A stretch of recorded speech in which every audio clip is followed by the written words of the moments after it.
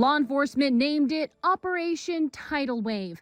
The 4-day initiative led to the arrest of nearly 800 illegal immigrants in Florida by a joint task force of U.S. Customs and immigration officials and Florida law enforcement. This was a major success.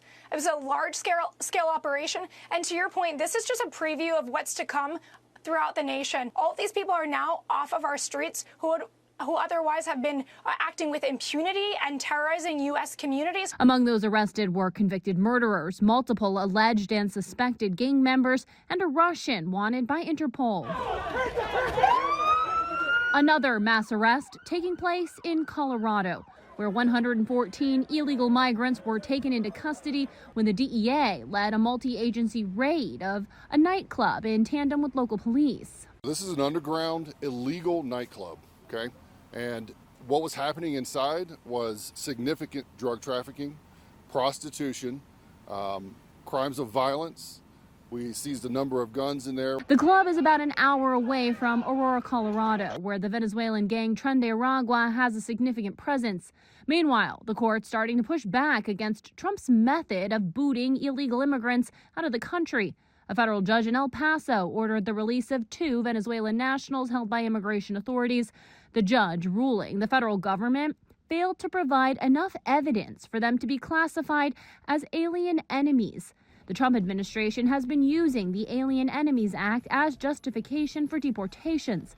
The Supreme Court already ruled the government needs to give individuals deemed alien enemies a chance to fight deportation in court. The El Paso judge said the federal government must give detainees 21 days to contest their status. As Donald Trump approaches the 100-day mark of his second administration, a Fox News poll shows his highest approval has to do with the border.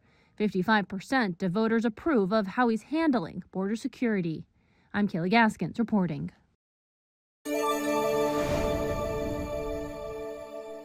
I'm Matt Gelka in Washington, where the White House will mark 100 days of Donald Trump's second term in office by touting immigration progress, even as controversies have continued. Immediately upon taking the oath of office, I will launch the largest deportation program in American history. We'll get them out. The White House hopes to highlight an illegal immigration crackdown as one of the defining policies of President Donald Trump's first 100 days of his second term. One of President Trump's central campaign promises was to secure the border and end this invasion. The president has overwhelmingly delivered on that promise. Dozens of immigrant mugshots with various crimes listed now dot the White House lawn. But the immigration crackdown has also been notable for controversy. Most recently, 3 U.S. citizen children from 2 families were removed from the country and sent to Honduras. White House border czar Tom Homan insisted they went with their mothers who were being deported. What we did is remove children with their mothers who requested the children depart with them. This was a parental decision, parenting 101. The mothers made that choice. Over the weekend, hundreds of arrests of alleged illegal immigrants were made in Florida and Colorado.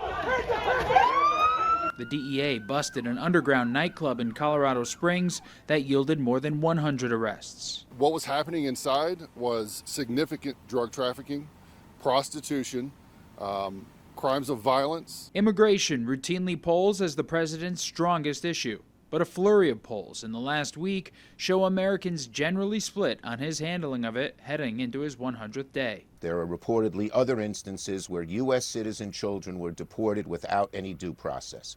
Due process is a hallmark of what our country is all about.